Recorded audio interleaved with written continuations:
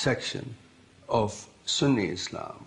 Until the 30s and 40s, they didn't wear silk, they didn't have flowers in their gardens, they would never use perfume. They were Puritan, they were desert people, and they loved him. They had this fierce religious ideology, the willingness on the part of the Ikhwan, the Brotherhood as they were called, to die in battle. Almost a willingness, a wish to die in battle because they believed they were fighting a holy war. With the Ikhwan, Ibn Saud was able to conquer an area greater than Western Europe. In the early 20s, Abdulaziz al-Saud was able to really take the ideology of Wahhabism, and we might consider today that's the ideology of militant Islam, and to really make it into a political force in order to pull the tribes of Saudi Arabia together. His successes were great, but there would be deep personal losses too. In 1919, at the end of the First World War, Saudi Arabia was struck, as most of the rest of the world was, by the terrible influenza epidemic. They couldn't get medical supplies to Riyadh fast enough to save his wife, one of his most dearly beloved wives, and also his son, Toki, who was particularly admired by everybody who knew him as a future leader. It was a devastating loss. Yet having survived the epidemic himself, Ibn Saud was even more determined to complete his conquest. In 1926, he took possession of Mecca and Medina, the two holiest sites in Islam. This provided him with an important source of revenue, fees from the annual pilgrimage to Mecca called the Hajj. He charged Muslims to make the Hajj to Mecca. They had to pay a fee to be allowed into Saudi Arabia, and that's how he lived, frugally. By 1932, Ibn Saud had conquered the vast territory between the Red Sea and the Persian Gulf. He would name it after his family, Saudi Arabia, and proclaim himself king. However, the Great Depression of the early 30s put Ibn Saud's new kingdom in jeopardy. He watched as revenues from the Hajj dwindled. Far fewer Muslims could now afford the pilgrimage to Mecca. In 1933, when Ibn Saud was desperate for money, he was approached by a representative of the Standard Oil Company of California, offering to pay him $170,000 in gold to drill for oil. Ibn Saud actually said to the British ambassador at the time, "What do you think? Should I take this money?"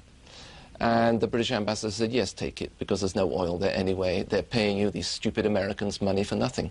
He summoned someone, asked him about the oil well that was discovered, was told how much oil it was producing and what the oil was worth, and he asked, "Are we going to discover more?" And the other fellow, smiling, told him they're going to discover hundreds more. And he looked at him and said, "Cap it. There is going to be too much money, and too much money is trouble." And it took a great deal to convince him not to cap the first oil well. But before Ibn Saud even had the chance to enjoy this newfound wealth, World War II broke out, severely curtailing Saudi oil production. Many of the American oil drillers and geologists were called into active service. American oil production takes the national spotlight. Along with news of our fuel oil shortages comes the fresh warning that our known oil reserves will be exhausted in 10 years. The war had dramatically diminished reserves in the U.S., and President Roosevelt recognized the importance of Saudi oil to America's future. As a result, Ibn Saud received loans through the U.S. Lend-Lease Act to see him through the war. On February 14, 1945, the king was invited to meet President Roosevelt aboard the USS Quincy. When Ibn Saud mentioned the severe pains in his arthritic legs, President Roosevelt quickly offered him his extra wheelchair. FDR hoped the king might offer him something in return, support for the proposed new state of Israel. This is something that Ibn Saud, along with all the other Arabs, had opposed strenuously. Roosevelt explained the terrible circumstances of the Holocaust and how badly the Jews had been treated by Germany and needed a homeland of their own. And Ibn Saud looked at Roosevelt straight in the face, apparently, and said, yes, it was a terrible thing. So why wouldn't the Jews be given a bit of Germany for their homeland? Because it wasn't the Palestinians who had ever done any harm to the Jews. The king received a promise from President Roosevelt that he would continue to be consulted on the homeland issue. But President Roosevelt died 2 months later, and President Truman later supported the UN resolution for the creation of the State of Israel without consulting the king. While there were some who felt, especially the oil people, that the king, the old king, might retaliate by canceling the oil concession, he made it very clear to us that he was not going to do this. And so the question of Israel became an issue on which we in effect agreed to disagree. With the end of World War II, drilling resumed in Saudi Arabia. American firms have opened new fields abroad. Of these, one of the biggest and most important is Saudi Arabia. Beneath its blistering sands lies a near ocean of oil, whose potential reserves are estimated at 150 billion barrels. Standard Oil of California joined Texaco and Standard Oil of New Jersey and New York to form Aramco, the Arabian American Oil Company. With more capital for exploration, oil money came pouring into King Ibn Saud's personal treasury. This was a personal license to drill oil that Ibn Saud had granted in his lands. It was his money. And to this day, there is a sense in which the House of Saud consider the oil to be their own personal property. The sudden influx of oil revenues means a new role for King Ibn Saud. In time, the vast wealth produced would transform Saudi Arabia from one of the poorest nations in the world into one of the richest. It would also have a dramatic impact on the lives of the royal family. After World War II, millions of dollars began pouring into Ibn Saud's royal purse from the black gold lying beneath the Arabian desert. He had a lot of charm, personality, charisma. Nestor Sander, now 87, was a young paleontologist with Aramco when he met Ibn Saud.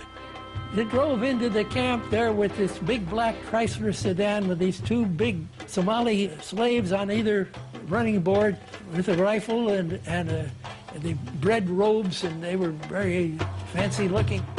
That evening, the king gave a dinner for 40 Aramco employees. I looked at him and, he had this patch over one eye. You never find a picture of him with a patch over his eye. This black patch was on his left eye because in 1923 and 24 he'd had erysipelas, and the erysipelas had destroyed the vision in the eye. Ibn Saud had provided a feast fit for a king. He was always very generous and made sure the tribes in his extended family were well taken care of. He gave them money, and of course when the oil came, he gave them more money. He saw to it that every tribe was happy. He saw to it that they would follow him without question. As well as spending money on the tribes, the king also enjoyed treating himself to the latest inventions, like the telephone. And he could be inventive when he ran into religious opposition. Ibn Saud arranged a special demonstration of how the telephone could work. And he had it call up a distant town. And he said to one religious sheikh, well, why don't you speak on the phone and see what you can hear at the other end? And at the other end, Ibn Saud had stationed another religious sheikh. And so when the religious saw that this work of the devil could in fact be used to make their own communications easier, they changed their mind. But by the early 50s, the king's health was failing. He had severe arthritis, was blind in one eye, and was scarred from his many battles. Knowing that his health was failing, Ibn Saud made sure his kingdom would stay in the family. In the last years of his life, Ibn Saud relied very strongly on his two eldest surviving sons, Saud and Faisal. But most people who knew the two brothers knew that the second brother, Faisal, was the one who really had it in his head, the one who had the political ability. And so, before he died, Ibn Saud is said to have brought the two brothers together and asked that although one would obviously become king, that was Saud, and the younger one, Faisal, would become crown prince. They should see themselves as a partnership and should work as a team. On November 9, 1953, Ibn Saud died in Faisal's arms at the age of 77. He was laid to rest in a simple, unmarked grave in keeping with Wahhabi tradition, which prohibits elaborate rituals. The simplest of ceremonies for a man they called the Lion of the Desert. He wanted to attain modernity for his people while keeping his society as it was in the earliest days of Islam. This is a tall order, but it's a formula that he perfected and that enabled Saudi Arabia to maintain its puritanical religion and at the same time accept modernity that has come through to this day, I believe. And I think that was it showed amazing vision on his part. Yet only a decade later, his son, King Saud, would come dangerously close to destroying everything his father had achieved. Saud was known as a mismanager. He was not what we would call a successful manager by modern standards. The country ran into huge deficits. He had a reputation for being more interested in the leisurely lifestyle than in the running of a country. King Saud turned out to be the most disastrous of the kings. No one has ever been quite able to figure out what he was motivated by, other than his own personal pleasure. Saud eventually built 10 palaces and in 1 year ran up $5 million in food bills alone. He gave solid gold watches to visitors with his portrait. They became known as Mickey Sauds.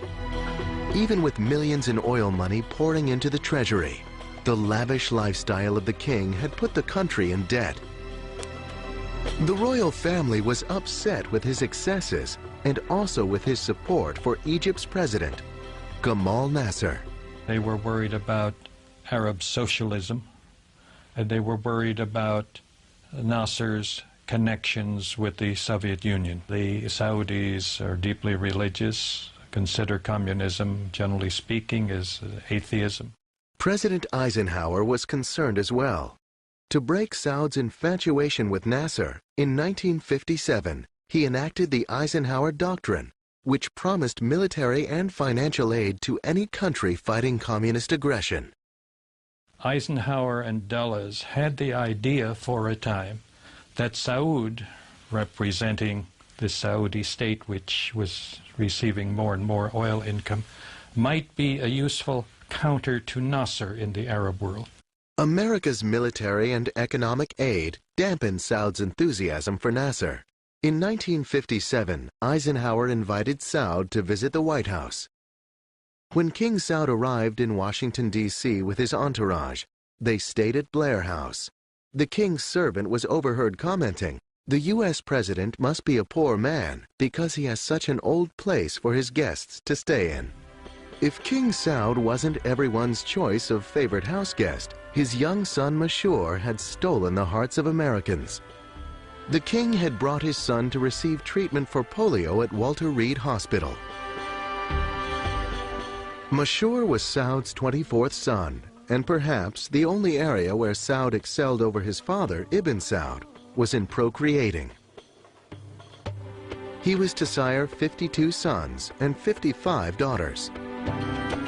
When visiting the United States, King Saud had been gracious and charming. But at home, his behavior was becoming a major embarrassment, and his excessive drinking had taken a toll on his health. He simply was not up to running a country that was rapidly moving from the 7th century into the 20th century. The skills, the sensitivities, the sophistication, the administrative skills, he just didn't possess. He was a rather tragic figure. The family council decided it was time for Crown Prince Faisal to assume the responsibilities of governing and appointed him prime minister. But in 1960, Saud sought to regain his power. The family acceded to his wishes, hoping he would rein in his lifestyle and finally take charge. But after 4 more years of huge deficits, in 1964, the royal family called upon the religious council, the ulema, to make a final decision as to who should rule. Saud was deposed and sent into exile in Greece. He would die 5 years later in 1969 at the age of 67. Crown Prince Faisal was named the new ruler of Saudi Arabia. King Faisal, I think you could almost call him the idealized king. He was tall, he was very distinguished looking, much more educated and worldly than any of the predecessors. The royal family now put their faith in Faisal to restore the health and wealth of the kingdom. In 1964, the royal family of Saudi Arabia declared their monarch, King Saud, unfit to rule. In his stead, they chose the heir apparent, King Faisal. Personality-wise, they were so different. Intellectually, they were so different.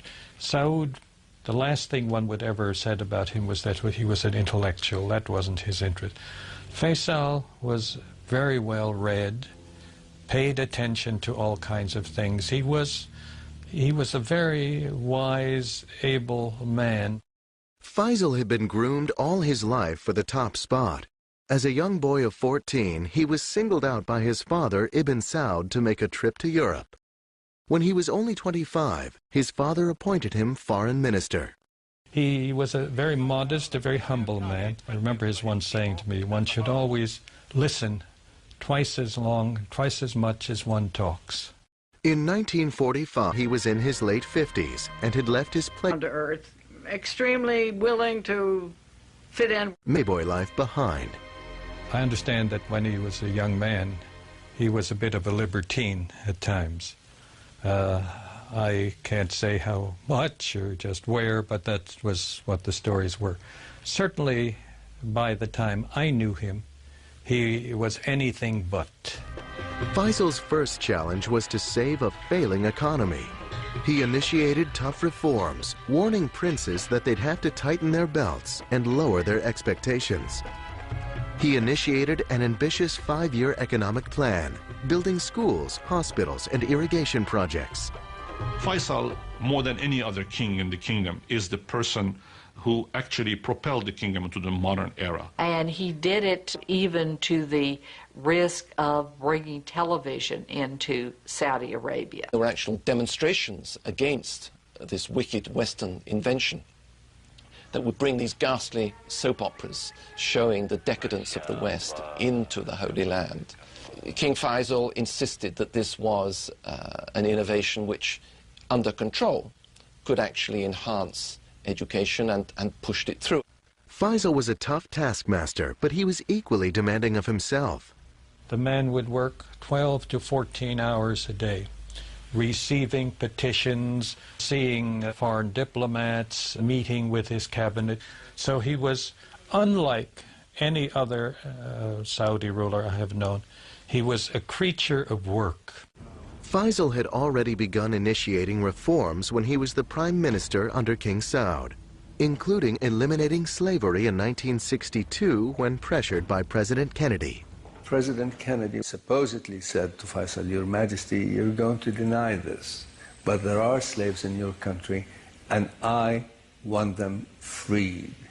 And they were freed as a result of this meeting. He was the cleverest king they ever had, and in some ways revolutionary. And I'll give you an example. Girls' schools didn't exist until Faisal became king. And when he opened the first one, there were a lot of protests from the ulamas and everybody else. They wanted to tear it down, and he stood his ground and got away with it.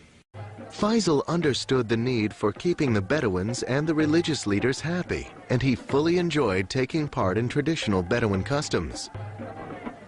Faisal had no difficulty dealing with the religious sheikhs because nobody could say that Faisal was not a holy man, rather an austere character who rejected big plush bedrooms to sleep on a simple bed. By the 1970s, the economy was on the upswing. The demand for oil had exploded.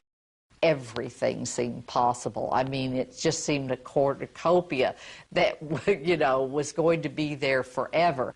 In 1974, Faisal directed his oil minister, Sheikh Yamani, to negotiate a 60% ownership of Aramco. Saudis started to run the oil fields.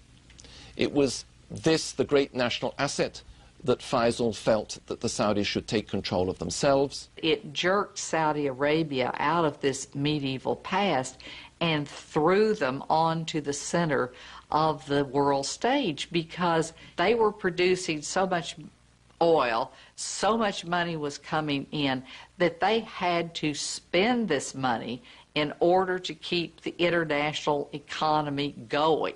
Saudi Arabia seemed an oasis of prosperity and tranquility in the volatile area of the Middle East. In 1967, the six-day Arab-Israeli War broke out. He felt very deeply about Israel, very strongly about that. He always insisted he was not anti-Semitic, anti-Jewish, but he was anti-Israel. Again in 1973, fighting erupted. Egypt and Syria attacked Israel. During the hostilities, President Nixon promised Faisal he would be even-handed, but then approved a $2.2 billion military aid package to Israel. Faisal was furious.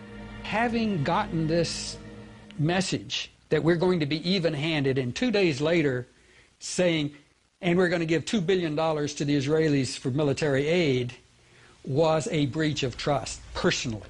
I think he took it as a personal breach of trust and reacted accordingly. And it was at that point that something in Faisal snapped, and he gave way to a very strong feeling that was generated by those around him, that the power of oil held by the Arabs should actually be used in this war. On his initiative, Saudi Arabia and the other OPEC nations declared an oil embargo against the United States.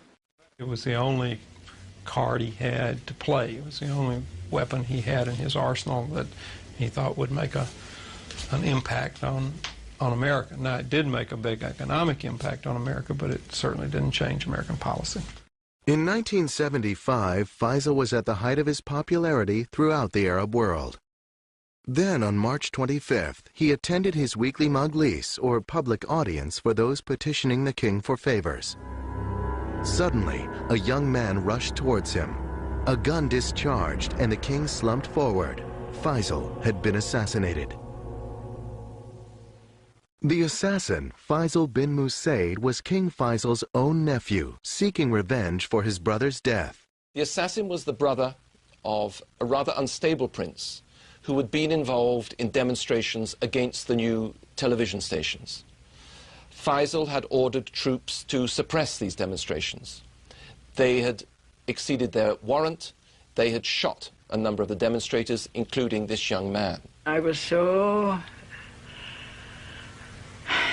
horrified, still am, to think a man of that caliber, a man of that dream, a man of that desire to make things better, had to reach such a horrible ending. When Faisal was killed, Saudi Arabia genuinely went into mourning. You know, the man who made sense and finally became king is gone. They knew nothing like him from within the family. They respected him. Only 3 months before he was killed, Time magazine had named King Faisal Man of the Year. Faisal's murder was the second severe shock to the House of Saud in only a decade. The royal family once again had to decide who should lead this vast and complex country.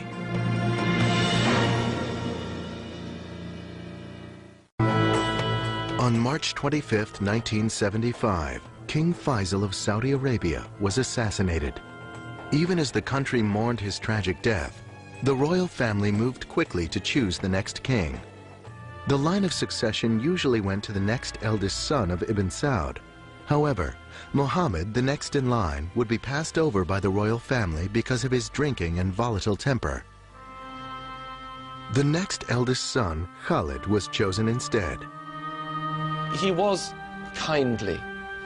People felt, and indeed he was, benign. And he also had a great wisdom. And he had this very important role of dealing with the conservative religious sheikhs. He certainly had the down-home touch. Most Saudis regarded Khalid as a very loving uncle. Khalid was more of a caretaker king, unlike Faisal, who was always busy running a government. Khalid was much more comfortable in the tribal environment. King Khalid preferred the sporting life to governing. King Khalid loved sitting in the desert. He loved his hawks. But as he got older, he wasn't so mobile. And so he had a sofa put into the back of an all-terrain vehicle and would go out hunting in that. The day-to-day responsibilities for running the government fell to Khalid's brother, Crown Prince Fahd.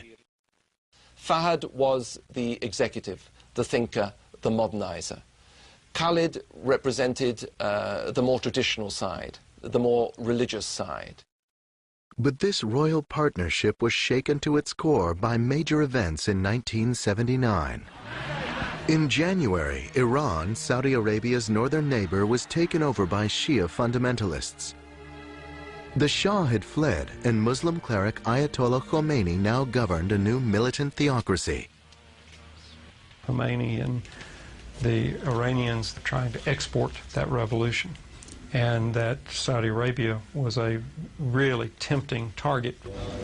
The royal family are Sunni Muslims, but there is a sizable Shia minority in the east near the oil fields. After Khomeini's victory, they rose up in protest and were quickly suppressed by 20,000 Saudi National Guards. Then in December of 1979, the royal family faced another ominous threat. The Soviet Union had invaded Afghanistan. King Khalid viewed the Soviet presence as a serious threat to the region. The Soviet Union was seen as godless. It was godless. And therefore, a direct threat not just to Afghanistan, but to the whole Muslim community.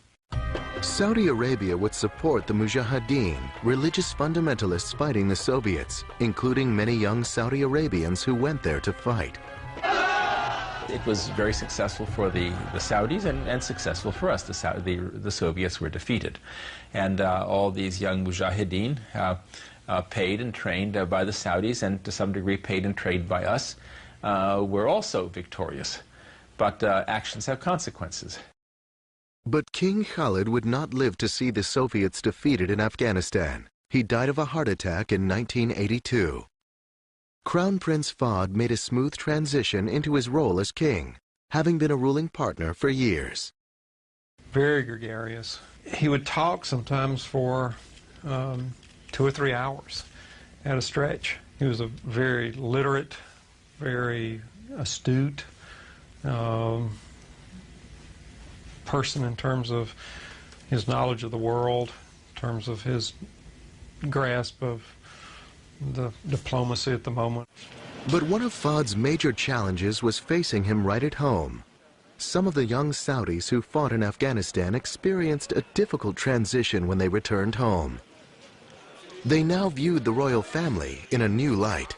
How do you get them back on the farm after they've seen Pari? I hate to describe Kabul as Pari, but you know, how do you reintegrate young warriors when they come back victorious from a war? They looked and they saw, instead of a country ruled by shepherd kings living austere Muslim lives, they saw a country that was run by and for the benefit of the royal family, and where there was a gap between what the royal family said and what it actually did. While the king and royal princes, now thought to number at least 5,000, still claimed to be devoted followers of the strict Wahhabi sect, their opulent lifestyles seemed a contradiction.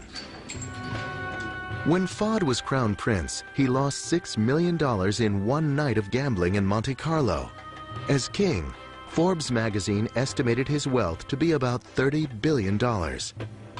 He built several palaces, but his favorite getaway would be an expansive estate in Marbella, Spain, with 2 yachts moored offshore for partying.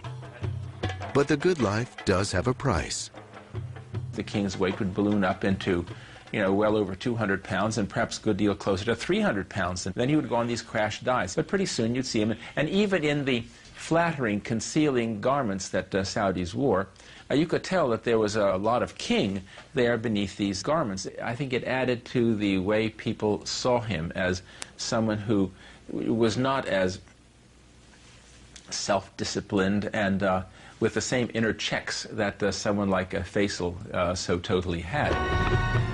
Many of the princes live as splendidly as kings. Prince Al-Walid, grandson of Ibn Saud, the founder of Saudi Arabia, is one of the richest men in the world, worth about $20 billion. The prince enjoys showing off his $100 million palace with 17 dining rooms, 12 elevators, a private screening room, movies are forbidden in Saudi Arabia, and his own stuffed zoo. This flaunting of wealth did not sit well with Saudi fundamentalists who returned from fighting in Afghanistan. They viewed the Saudi dynasty as decadent and corrupt. Fahd's smooth transition to power was turning into a bumpy ride, as threats, both internal and external, began to plague his reign. You had this population explosion, more and more people who were needing education and needing health service and needing housing and needing jobs. And the Saudis just were not producing the jobs that they needed in order to keep the population, satisfied. In 1990, the Saudi royal family would confront an even more ominous threat. Saddam Hussein of Iraq invaded Kuwait, a neighbor to Saudi Arabia. King Fahd feared Saudi Arabia might be his next target. In 1990, in a surprise attack, Iraq invaded Kuwait. King Fahd of Saudi Arabia feared his kingdom might be next. The king had enjoyed a close relationship with the U.S., but it would be tested during Operation Desert Storm. Along comes Saddam, scaring the daylights out of the Saudis. This is sort of like their nightmare about Khomeini, but having gotten a lot closer and gotten a lot bigger and nastier and more threatening. King Fahd gave President Bush permission to station U.S. troops in Saudi Arabia for Operation Desert Storm. But other Saudis weren't happy with that decision. Even taxi drivers tell you, we have spent hundreds of billions of dollars buying arms from the United States. Now, we're paying the United States to come here to protect us. We're paying twice. Why is this happening?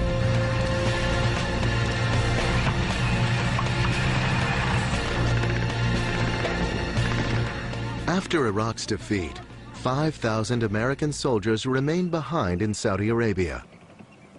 Muslim clerics and international terrorist Osama bin Laden would angrily denounce the royal family for allowing these infidels to remain on Muslim soil.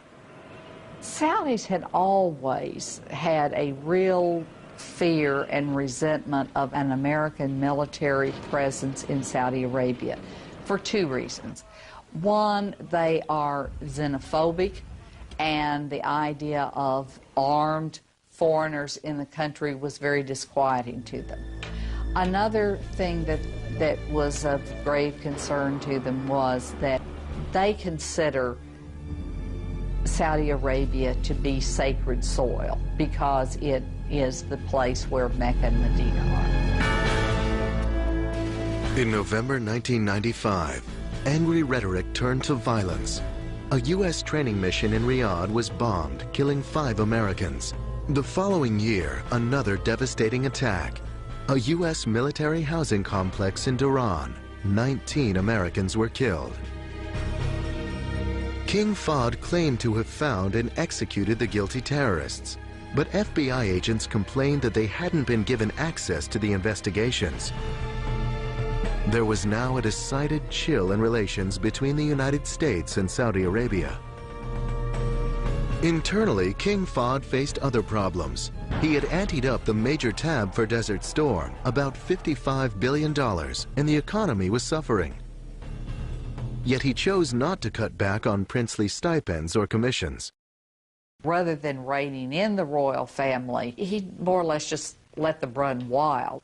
I think Fahd really was breaking the commitment to what I might call social justice in Saudi Arabia and allowing the elites to amass great wealth. In 1995, during this period of growing discontent, King Fahd suffered a major